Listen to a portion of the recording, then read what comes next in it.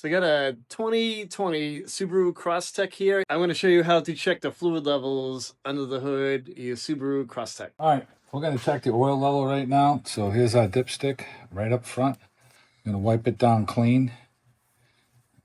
And we're going to put the dipstick back in and pull it out. I'm going to check our level.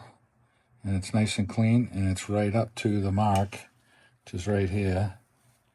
So the marks go between these two dots, here, and it's right to the top here. So it's nice and clean. The oil's nice and clean.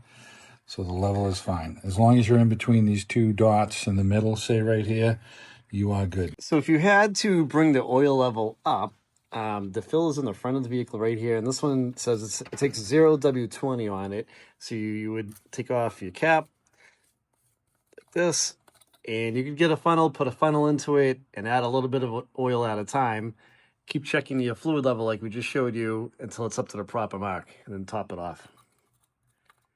Then you'd put your cap back on.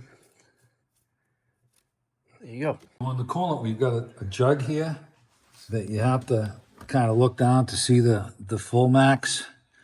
And if I take the cap off, if I put the light in it, it may show a little better with the light in there. But this is our lowest level down here, and our top level is here. So it's a little below the full mark right now for being cold by about an inch, but there is still something in the jug. And to check the radiator, here's the cap right here. We'll take this off, and you look in there and you're full. And this Subaru takes like that, it looks like blue antifreeze. And you put your cap back on. You always want to check this cold, because if this is hot, you take this off under pressure, it can burn you. So you got to be careful. Always check it cold. And then the surge and the overflow jug here, right now, this thing should be topped off a little bit. It's about an inch low, but it ain't very low.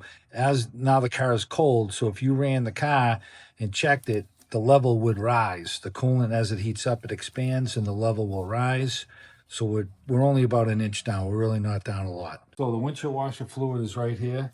You're looking down into the surge, into the tank, and the tank is right there. You can see some blue. It's down about 2 inches. So you would just remove the cap here and fill this until it comes right up to the top with windshield washer fluid.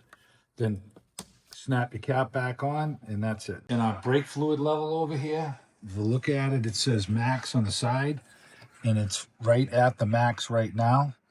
So you can shake it. If you want to shake this thing, you can see the fluid level moving, but there's the max line. It's right at the max line. So that is at the proper level. If you have to add fluid, you take this off and you fill it up a little and you put it down. Keep in mind, if this is low on fluid, you probably have worn brake pads. So that's an indicator that your brakes are getting thin if the fluid level is going down. Thanks for watching the video. If you guys have any questions, leave a comment and I will reply back to you.